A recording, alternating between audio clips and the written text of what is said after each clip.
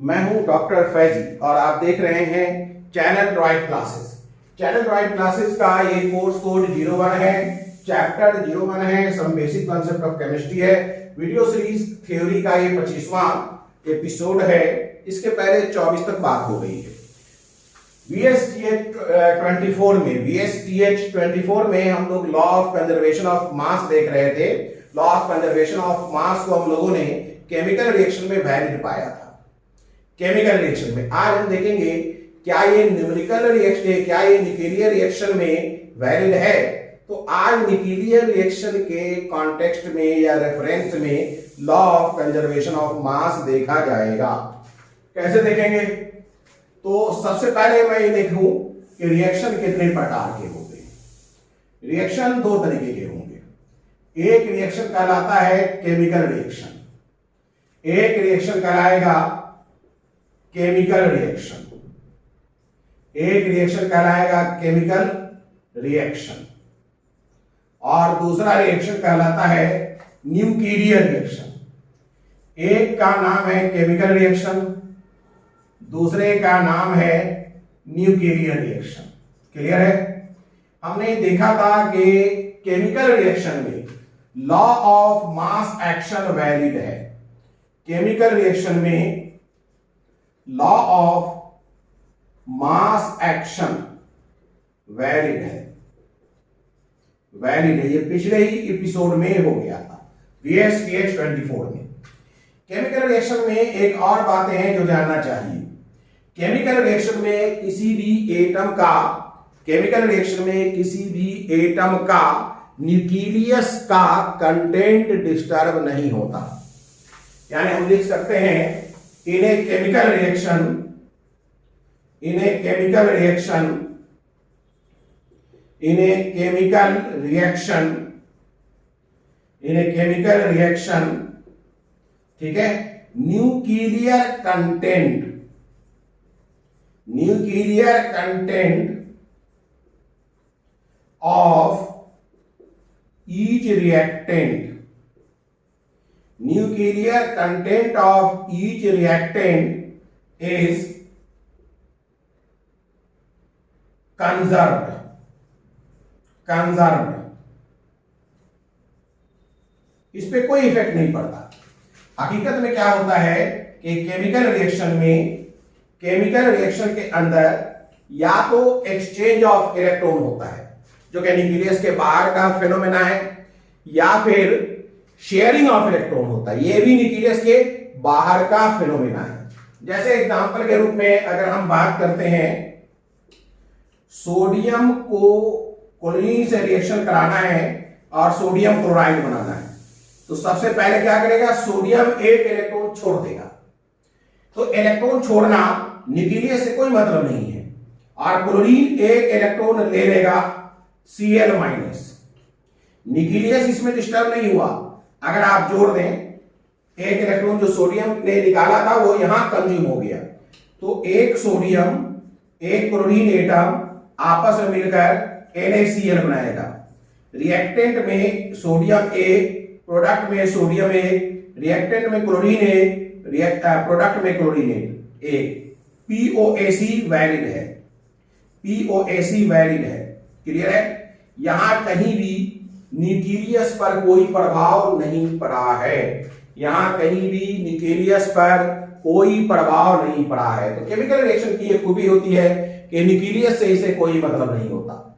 यहां POAC भी valid है और law of mass conservation, not action, law of mass conservation भी वैलिड है। लॉ ऑफ मास कंजर्वेशन भी वैलिड है, लॉ ऑफ मास कंजर्वेशन भी वैलिड है। ये पिछले एपिसोड में इस पर डिटेल बात हो चुकी है। अब आइए न्यूक्लियर रिएक्शन की बात करेंगे। न्यूक्लियर रिएक्शन में content of nucleus, content of nucleus ही चेंज कर जाता है। लिखेगा in nuclear reaction, in nuclear reaction content of nucleus, content of nucleus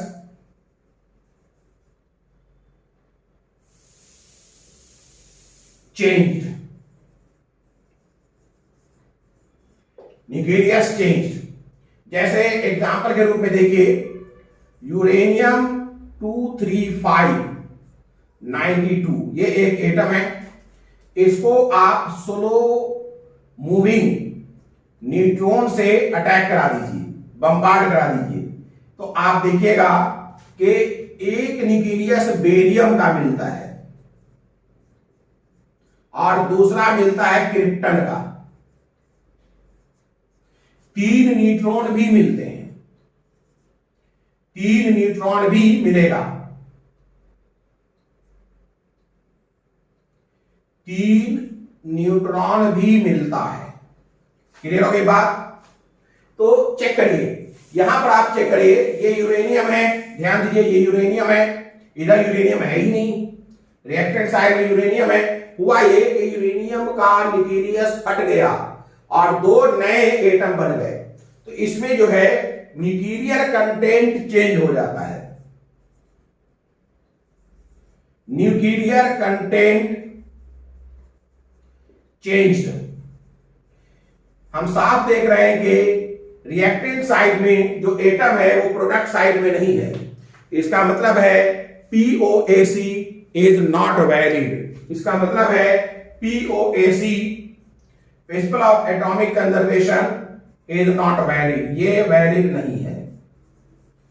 in fact इसमें हम देखते हैं law of conservation of mass भी वैलिड नहीं है। चलिए आगे देखते हैं, ये आपने देख लिया। अब हम लोग न्यूक्लियर रिएक्शन पर आगे डिस्कस करते हैं, फिर डिस्कस करते हैं, आगे डिस्कस करते हैं। पहले हम देखते हैं रिप्रेजेंटेशन ऑफ न्यूक्लियर रिएक्शन। सबसे पहले देखिए रिप्रेजेंटेशन ऑफ न्यूक्लियर रिएक्शन। सबसे पहले देखें आप रिप्रेजेंटेशन ऑफ न्यूक्लियर रिएक्शन। सबसे पहला काम आप करेंगे representation of nuclear reaction. Nuclear reaction को रिप्रेजेंट कैसे करते हैं? Nuclear reaction, representation of nuclear reaction देखिए कैसे रिप्रेजेंट करते हैं। ये है X, ये मान लिया कोई एलिमेंट है, इसके ऊपर मास नंबर A है, ये Z एटॉमिक नंबर है। इसे स्मॉल पार्टिकल X से बम्बार्ड कराते हैं तो हमें मिलता है Y, हमें मिलता है Y, ठीक है। और एक आउटगोइंग भी पार्टिकल मिलता है, plus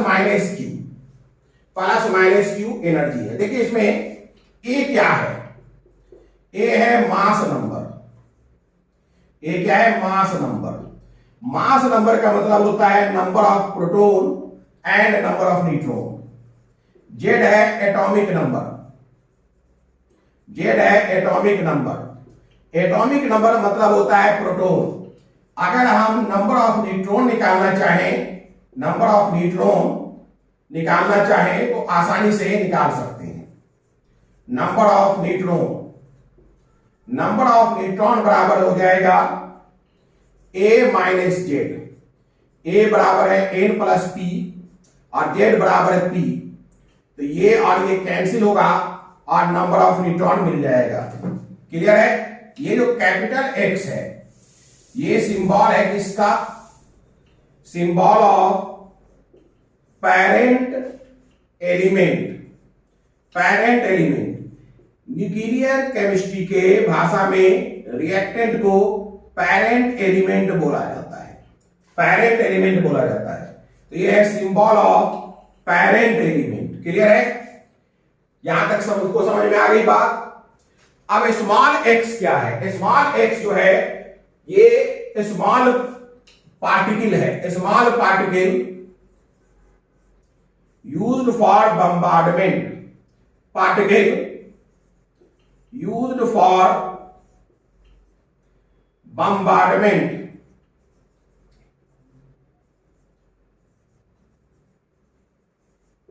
small particle used for bombardment, bombardment के लिए इस्तेमाल किया जाता है। Small particle used for bombardment. Clear है? अब ये वाई है, वाई क्या है? ये है डॉटर न्यूक्लियाई, या हम इसे डॉटर एलिमेंट कहेंगे, symbol of daughter element. Product को यहां डॉटर बोलते हैं, सिंबल ऑफ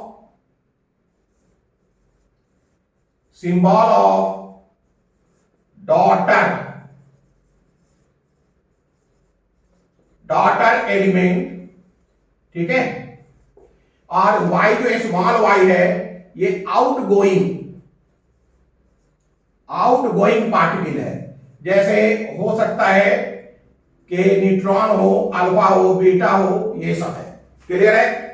Q एनर्जी है, Q is equal to energy. अगर ये प्लस है, पॉजिटिव, तो इसका मतलब है एनर्जी इज रिलीज्ड। Q अगर पॉजिटिव है, that means energy is released, energy is released. अगर Q नेगेटिव है, that means energy is absorb, that means energy is absorb, energy is absorb. अगर Q जो है, ठीक है, पॉजिटिव है तो एनर्जी रिलीज हो रहा है, और नेगेटिव है तो एनर्जी एब्सॉर्ब हो रहा है। हम लोग यहां ये देखना चाहते हैं कि न्यूक्लियर रिएक्शन में मास कंजर्व है या नहीं है, इसीलिए हम लोग इसका स्टडी कर रहे हैं कि मास कंजर्व है या नहीं है। क्लियर हो गई बात? यहां तक सब लोग समझ गए? अब आगे बात करते हैं। आगे हम लोग बात करते हैं, ये हम लोगों ने देखा, एक केस बनाइए, केस बनाइए। केस है प्लस क्यू। प्लस क्यू का मतलब मैंने अभी बताया, energy is released, energy is released. अब इस रिएक्शन में एनर्जी रिलीज कहां से हुआ है?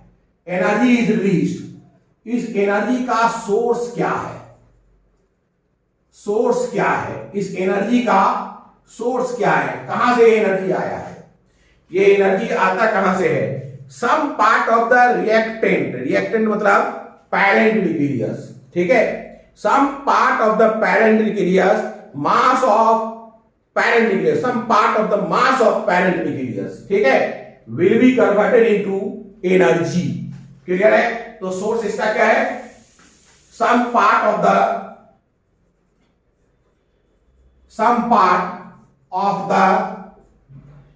Parent, some part of the parent is converted into energy। अच्छा, सम पार्ट का मतलब क्या हो गया? मास ना, कुछ पार्ट कन्वर्ट होगा, that means mass converted into energy. इसका मतलब क्या है? मास एनर्जी में कन्वर्ट हो रहा है। मान लीजिए पेन है, पेन का कुछ पार्ट कन्वर्ट हो गया एनर्जी में, कुछ पार्ट, इसको तोड़ लीजिए, कुछ पार्ट कन्वर्ट हो गया, तो कुछ पार्ट में मास रहा होगा ना, तो वही कन्वर्ट हो गया एनर्जी में। बात समझ में आ रहा है? इसका क्या मतलब हुआ? इससे ये नतीजा सामने में आया कि मास ऑफ रिएक्टेंट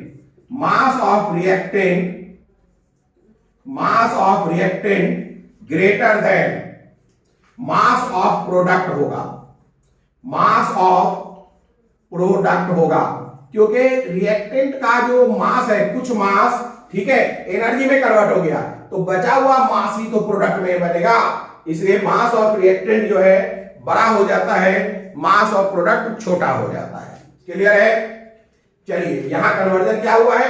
कुछ part of the parent nucleus. अब देखते हैं case minus Q.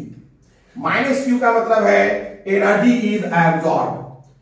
Case minus Q का मतलब है एनर्जी इज एब्सॉर्ब। अब हम केस बना लें, नेक्स्ट केस बनाए माइनस क्यू। माइनस क्यू का मतलब है energy is absorb, energy is absorb. Energy is absorb का मतलब है कि ये एनर्जी कहां गया? ये एनर्जी जो एब्सॉर्ब हुआ है, ये कहा गया this energy is converted into mass and mass is add on product. भाई पैरेंट न्यूक्लियस का तो मास है ही, प्लस उसमें एनर्जी जो कन्वर्ट किया है मास वो भी ऐड ऑन हो जाएगा।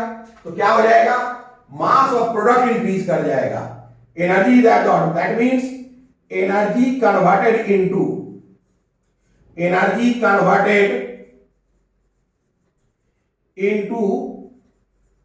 mass, and this mass add on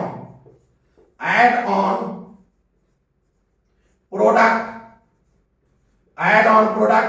मतलब साफ है कि mass of reactant less than mass of product है। Mass of reactant less than mass of product है। चलिए तो चलिए इस जगह पर रुक करके एक बार फिर हम बात कर लें, हम लोगों ने क्या बात किया या क्या कहना चाह रहे हैं। बड़ी सीधी सी बात है, हम लोग ये देखना चाह रहे हैं कि law of mass conservation nuclear chemistry में वैलिड है कि नहीं। मैं बता दूं नहीं है वैलिड, उसी चीज को चेक कर रहे हैं। न्यूक्लियर रिएक्शन में हम देखते हैं कि न्यूक्लियस फटता है, न्यूक्लियस चेंज हो जाता है, उसमें पीओएसी भी कंजर्व नहीं है। अब हम देख रहे हैं कि जो कंजर्व नहीं है तो मास कैसे एनर्जी में कन्वर्ट होता है, इसी को देखना है। हम लोगों ने रिप्रेजेंटेशन देख लिया है, हम लोगों ने समझ लिया है कि अगर मास एनर्जी में कन्वर्ट करेगा रिएक्शन में तो एनर्जी रिलीज होगा, और मास अगर एनर्जी मास में कन्वर्ट करेगा तो मास बढ़ जाएगा। लेकिन इन जनरल मास कन्वर्ट करता है एनर्जी में, इन जनरल। अब हम देखेंगे मास और एनर्जी कन्वर्जन, मास को हम एनर्जी में बदलना चाहते हैं या एनर्जी को मास में बदलना चाहते हैं। मास को एनर्जी में बदला जाए या एनर्जी को मास में बदला जाए। ध्यान दीजिएगा, मास को एनर्जी में बदलने के लिए या एनर्जी को मास में बदलने के लिए हमारे पास एक वेल नोन फॉर्मूला है, E is equal to mc square, E equal to mc square. Derivation यहां नहीं होगा, derivation is not in your scope, derivation हम यहां नहीं करते। डेरिवेशन इसका थ्योरी ऑफ रिलेटिविटी में है, जो हायर स्टडीज में करेंगे। क्लियर है? E equal to mc square, ये किसके द्वारा दिया गया था? आइंस्टीन के द्वारा। इसे कहते हैं Einstein mass energy equivalence relationship. Einstein mass energy equivalence relationship, equivalence relationship, equivalence relationship, Einstein mass energy equivalence relationship. Clear है? अगर मुझे कोई मास दिया हुआ, मान लिया 0.1 ग्राम मास दिया हुआ है या 0.1 केजी मास दिया है, तो हम E का वैल्यू निकालने के लिए 0.1 यहां डालेंगे और C है velocity of light, velocity of light के स्क्वायर से गुणा कर देंगे। यहां ध्यान रहे, वेयर E इक्वल टू है एनर्जी, E इक्वल टू है energy in joule, energy in joule. Joule क्या है भाई? SI unit. एम है मास in KG, mass in KG. सी क्या है? स्पीड ऑफ लाइट, सी है speed of light. Speed of light 3.3 into 10⁻8 metre पर second approximately होता है। ठीक है? E equal to energy in joule, बात समझ में आ रहा है। M equal to mass in KG, C equal to है स्पीड ऑफ लाइट, जो अप्रोक्सीमेटली 3 इंटू 10⁻8 मीटर पर सेकेंड होता है। अगर मुझे 0.1 केजी मास का, समझिएगा, 0.1 केजी मास का एनर्जी निकालना है, एनर्जी में कन्वर्ट करना है, तो मैं E equal to mc square formula इस्तेमाल करूंगा। M की जगह 0.1 पुटअप करूंगा और 3 इंटू 10⁸ से गुना करके उसका स्क्वायर ले लूंगा। 3 इंटू 10⁸ के स्क्वायर से उसे गुना कर दूंगा, तो मुझे एनर्जी का वैल्यू मिल जाएगा। क्लियर है? चलिए अब एनर्जी का वैल्यू निकालने के पहले थोड़ा हम लोग एनर्जी के यूनिट पर बात कर लें। एनर्जी के यूनिट पर बात कर लिया जाए। एनर्जी के यूनिट पर बात किया जाए तो देखिए कैसे बात होगी। Unit of energy, unit of energy हम सबको मालूम है, वेल नोन यूनिट है जूल। इसका सिंबल जे होता है। एक और यूनिट काफी मशहूर है, कैलोरी। इसको कैल से इंडिकेट करते हैं। इनके बीच का रिलेशन है 4.2 जूल बराबर 1 कैलोरी। ये सब हमें याद रहना चाहिए। क्लियर है? एक आपके लिए नया है unit 1 electron volt. 1 electron volt होता है 1.6 इंटू 10⁻⁻19 जूल। 1 इलेक्ट्रॉन वोल्ट बराबर होता है 1.6 इंटू 10⁻⁻19 जूल। क्लियर है? ये भी हमें याद रखना चाहिए। अच्छा, इलेक्ट्रॉन वोल्ट के साथ साथ मेगा इलेक्ट्रॉन वोल्ट भी हम ले सकते हैं। 1 मेगा इलेक्ट्रॉन वोल्ट बराबर होता है 1.6 इंटू 10⁻⁻19, एम फॉर मेगा, और मेगा के लिए 10⁻6। जैसे केजी के लिए हम क्या लेते हैं, केजी के किलो के लिए क्या लेते हैं, 10⁻3। वैसे ही किलो का मतलब होता है 10⁻3। वैसे ही हम मेगा के लिए 10⁻6 लेते हैं। तो 1 मेगा इलेक्ट्रॉन वोल्ट बराबर हो गया 1 मेगा इलेक्ट्रॉन वोल्ट बराबर हो गया 1.6 इंटू 10⁻13 जूल। तो ये दोनों बातें याद रखें आप, 1 इलेक्ट्रॉन वोल्ट और 1 mega electron volt. 1 electron volt बराबर होगा 1.6 इंटू 10⁻19 जूल, और 1 मेगा इलेक्ट्रॉन वोल्ट बराबर होगा 1.6 इंटू 10⁻13 जूल। क्लियर है? चलिए अब हम देखते हैं, अगर हम चाहें, समझिए इस चीज को, अगर हम चाहें कि एक क्वेश्चन बनाना चाहते हैं कि कन्वर्ट, ध्यान दीजिएगा, convert x joule into mega electron volt, into mega electron volt, x joule into mega electron volt. x joule है, इसे हमें मेगा इलेक्ट्रॉन वोल्ट में कन्वर्ट करना है। कैसे कन्वर्ट करेंगे? We know the relation. हम लिखेंगे सिंस 1.6 इंटू 10⁻13 जूल कितने के बराबर है भाई? इतना जूल जो है 1 मेगा इलेक्ट्रॉन वोल्ट के बराबर है। This implies we can know 1 joule किसके बराबर हो जाएगा? 1/1.6 इंटू 10⁻13 मेगा इलेक्ट्रॉन वोल्ट। तो फिर हम लिख सकते हैं x जूल के लिए, x जूल इक्विवेलेंट हो जाएगा x by 1.6 into 10⁻13 mega electron volt. देखिए इसे समझिए, जहां कहीं भी जूल आपको मिले, जूल का वैल्यू ऊपर रखिए, 1.6 इंटू 10⁻13 से डिवाइड कर दीजिए, आपको मेगा इलेक्ट्रॉन वोल्ट में वैल्यू बदल जाएगा। चलिए, तो ये हम लोगों ने डिस्कशन कर लिया। कहीं कोई दिक्कत? तो एक बार फिर बता दें, न्यूक्लियर रिएक्शन में मास एनर्जी इक्विवेलेंस रिलेशनशिप हमने देखा, उससे हमने उसको मास एनर्जी इक्विवेलेंस रिलेशनशिप देखा। उसके बाद हमने यूनिट ऑफ एनर्जी देख लिया। यूनिट ऑफ एनर्जी में मेगा इलेक्ट्रॉन वोल्ट और जूल के बीच हमने रिलेशन देख लिया। अब हम एक कन्वर्जन करेंगे। अब हम एक एमयू, 1 एमयू जो कि मास है, उसे एनर्जी में कन्वर्ट करेंगे। नेक्स्ट क्वेश्चन लिखिए, लिखिएगा नेक्स्ट क्वेश्चन। क्वेश्चन है convert 1 amu, convert 1 amu. Question है convert 1 amu into dash mega electron volt.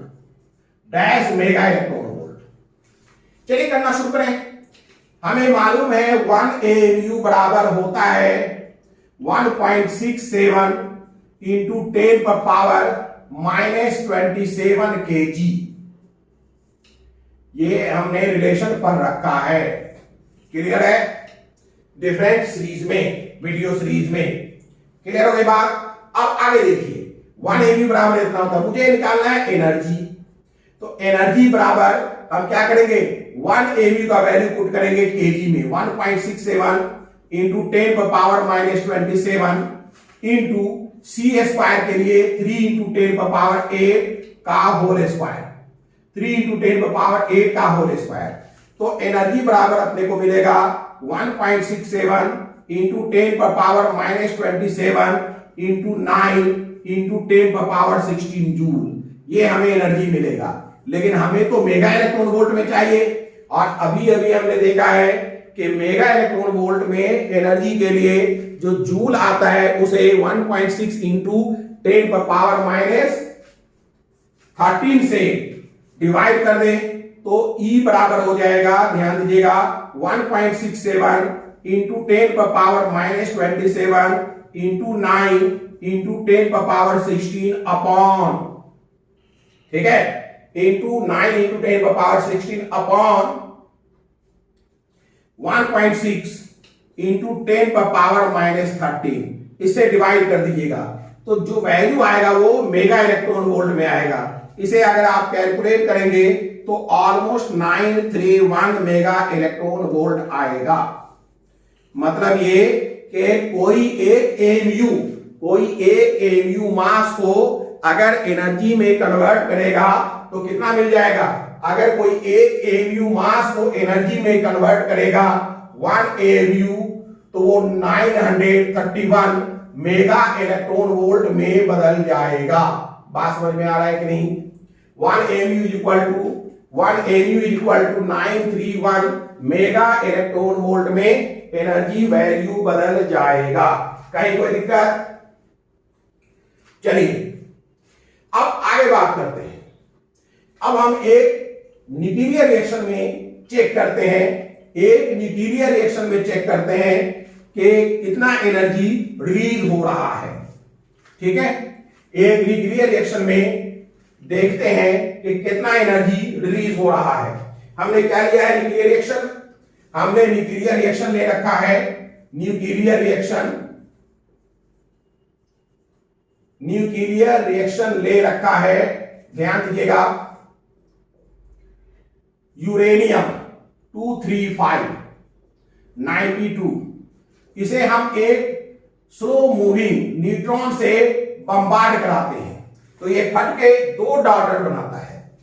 एक बेरियम है 141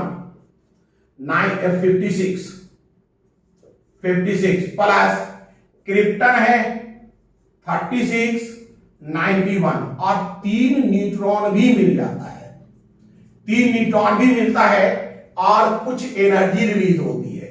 यही एनर्जी कैलकुलेट करना है, यही एनर्जी हमें कैलकुलेट करना है। बात समझ में आ रहा है?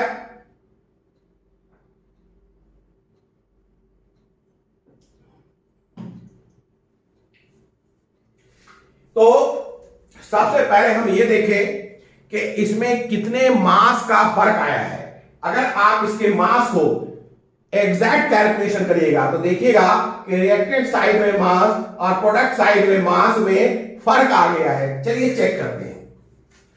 सबसे पहले हम रिएक्टेंट साइड में देखते हैं क्या क्या अपने पास है। यूरेनियम है और न्यूट्रॉन है। मास ऑफ यूरेनियम कितना होता है कैलकुलेशन करेंगे आप, इसका एग्जैक्ट मास है इस पार्टिकुलर केस में 235.04573 और न्यूट्रॉन का है Mn बराबर है 1.008665। ये है हमारा न्यूट्रॉन का मास, ठीक है, और ये है हमारा यूरेनियम का मास 235.04573। अब अगर हम इसे जोड़ दें तो टोटल मास MtR मतलब रिएक्टेंट साइड में कितना हो जाएगा 235.04573 1.008665 5 6 3 9 7 6 13 1 1 5 6 8 14 1 1 4 5 0.5163.236.05439 54395। देखिए ये एएमयू में है, ये भी एएमयू में है, तो ये भी एएमयू में आएगा। इतना एएमयू रिएक्टेंट साइड है। अब हम चले देखने प्रोडक्ट साइड में। अब हम चलते हैं प्रोडक्ट साइड में, देखें कि कितना हमारे पास रिएक्टेंट मास है। प्रोडक्ट साइड में हमारे पास 3 न्यूट्रॉन है, 3 mm। न्यूट्रॉन का वैल्यू अभी हमने देखा है 1.008665। तो इसे 3 है तो 3 से गुना कर दीजिए। 3 से गुना करने पर कितना आता है चेक करिए। 1.008665 को 3 से गुना करिए। 3 5 जा 15, 1 3 6 जा 18 and 1 19, 1 3 8 जा 24 and 1 25, 2 3 0 2 इसमें ऐड हो गया 300 3.02595। एक बार चेक कर लीजिए। 3 5 जा 15, 3 6 जा 18, 1 हो गया 19 हो गया, 1 3 8 जा 24, 1 जोड़ दिए 25, 300 2 300 3.025। तो हमें मिल गया 3.02595 AMU। Mass of beryllium, beryllium तो एक ही है अपने पास, इसका वैल्यू कितना है। जैसे हमने न्यूट्रॉन का मास निकाला है तो न्यूट्रॉन का मास 3 था तो 3 से गुणा कर दिया, लेकिन बेरियम में तो कोई ऐसा है नहीं, तो हम बेरियम में एक ही है तो मास ऑफ बेरियम देखेंगे। मास ऑफ बेरियम है 114.9177 AMU। मास ऑफ बेरियम है 140.9711 AMU।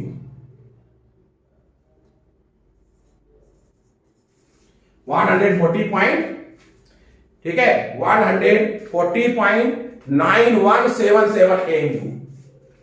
अरे 9177 sorry 9177 AMU। Mass of krypton की बात करिए, मास ऑफ क्रिप्टन कितना हो जाएगा 91 और ये 8854 AMU। 91.8854 AMU। 91.8854 AMU। अब जोड़िए टोटल हम जोड़ना चाहते हैं MT, total mass product side में कितना हो जाएगा। यहां से लेते हैं 3.02595, इसमें है 140.91770, ये है 91.88540, ये है 5 9 7 16 4 20 7 2 2 5 7 7 7 14 5 19 7 1 1 2 3 1 4 8 12 1 1 9 10 8 18 1 1 3 4 1 5 9 4 13 1 1 1 2 235.82905 AMU, क्योंकि सब AMU में है। अब यहां चेक करिए रिएक्टेंट साइड में मुझे मिलता है 236.03 236.054395 AMU। यहां चेक करिए ये है हमारा वैल्यू और यहां 235 है, तो साफ साफ दोनों में डिफरेंस है, दोनों में डिफरेंस है ऑलमोस्ट 236 है 235 तो डिफरेंस तो है ही। ये जो डिफरेंस है इसी डिफरेंस को हम लोग मास डिफेक्ट्स कहते हैं। इस डिफरेंस को हम लोग क्या कहते हैं, मास डिफेक्ट बोलते हैं। This difference is known as mass defect. और ये जो मास डिफेक्ट है, जितना मास का डिफरेंस आया है यही मास एनर्जी में कन्वर्ट होगा, यही मास किसमें कन्वर्ट होगा, एनर्जी में कन्वर्ट होगा। तो चलिए अब हम लोग मास डिफेक्ट देखते हैं, मास डिफेक्ट देखते हैं। आगे हम लोग मास डिफेक्ट देख लें। देखिए मास डिफेक्ट, अब हम लोग देखते हैं mass defect. Write down mass defect, mass defect. Mass defect का मतलब क्या है? इसे हम लोग डेल्टा एम से इंडिकेट करते हैं। ये डिफरेंस ऑफ मास है। देखिए यहीं से निकाल लेते हैं, 236.054395, 236.054395, और नीचे दूसरा प्रोडक्ट साइड में कितना है? 235.8290, 235.8290, यही हो जाएगा। ये 5 5 4 9 3 10 11 12 13 14 9 5 14, ये 4 2 2 4, ठीक है, ये 8 और 2 10, ये हो जाएगा 5, ये बन जाएगा अपना 0.225345 AMU। इतना AMU डिफेक्ट है, यानी कि रिएक्टेंट ज्यादा है, मास, रिएक्टेंट का मास ज्यादा है, प्रोडक्ट का मास कम है, दोनों का डिफरेंस इतना है। इतना मास एनर्जी में कन्वर्ट होगा, इतना मास एनर्जी में कन्वर्ट हो जाएगा, इतना मास एनर्जी में कन्वर्ट हो जाएगा। बात समझ में आ रहा है? चलिए चेक करते हैं अब कैसे कन्वर्ट करें। सो देखिए E is equal to MC square है, E is equal to MC square है। इसमें हम मास का वैल्यू रख देंगे, मास का वैल्यू AMU में नहीं रखेंगे, मास का वैल्यू हम कहां रखेंगे? AMU को kg में कन्वर्ट करेंगे, फिर हम C का वैल्यू रखेंगे, उसका स्क्वायर करेंगे, हमें मिल जाएगा। लेकिन हमने पहले ही निकाल रखा है, हमने पहले ही निकाल रखा है 1 AMU का एनर्जी है कितना? 931 मेगा इलेक्ट्रॉन वोल्ट। तो सीधी सी बात है 0.225345 AMU का वैल्यू कितना हो जाएगा? 931 इंटू 0.225345 मेगा इलेक्ट्रॉन वोल्ट, इसे गुना करना पड़ेगा। तो ये जो वैल्यू है, ये वैल्यू काफी है, ये सिग्निफिकेंट अमाउंट है, ये जो वैल्यू है ये सिग्निफिकेंट अमाउंट है, काफी बड़े मात्रा में मिलता है ना, ये सिग्निफिकेंट अमाउंट है। तो चलिए टोटल डिस्कशन का क्या मतलब निकला? टोटल डिस्कशन का जो मतलब निकला वो ये निकला है, गौर से देखिएगा, टोटल डिस्कशन का मतलब ये निकला है कि न्यूक्लियर रिएक्शन में कुछ मास एनर्जी में कन्वर्ट हो रहा है, यानी मास कंजर्व नहीं है। जितना रिएक्टेंट साइड में मास है उतना प्रोडक्ट साइड में मास नहीं है, रिएक्टेंट साइड में मास ज्यादा है, यहां प्रोडक्ट साइड में कम है। तो इसका मतलब है वी कैन कंक्लूड, मैं निष्कर्ष निकाल सकता हूं। क्या निकालूंगा? कि न्यूक्लियर रिएक्शन में law of conservation of mass valid नहीं है। तो आप लिख लीजिए फ्रॉम एबव कैलकुलेशन या फ्रॉम एबव डिस्कशन, लिखिएगा कंक्लूजन, कंक्लूजन लिखिएगा, कंक्लूजन, कंक्लूजन में लिखिएगा, लिखिएगा कंक्लूजन, कंक्लूजन इन्फ्रेंस जो भी मन करे लिखिए। फ्रॉम एबव डिस्कशन, पॉइंट बनाकर, from above discussion, from above discussion it is clear that it is clear that it is clear that लिखिएगा from above discussion it is clear that law of conservation of mass, law of conservation of mass, law of conservation of mass is not valid, mass is not valid in law of conservation of mass is not valid in nuclear reaction. In nuclear reaction, nuclear reaction में ये valid नहीं है। हाँ, हम ये कह सकते हैं, इसमें सुधार कर सकते हैं। क्या सुधार कर सकते हैं? हम ये कह सकते हैं in nuclear reaction law of conservation of summation of mass and energy, हम ये कह सकते हैं कि इन न्यूक्लियर रिएक्शन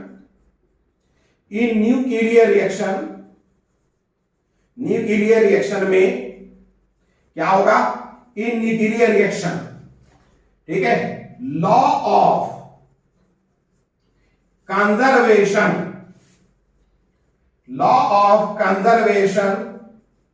ऑफ समेशन